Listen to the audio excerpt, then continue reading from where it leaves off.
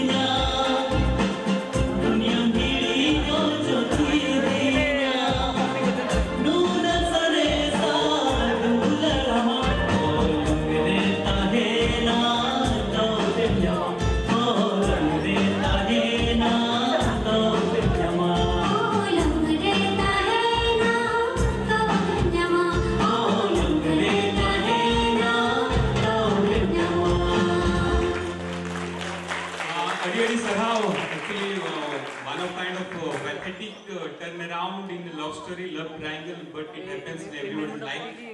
Somebody's life, in anybody's life.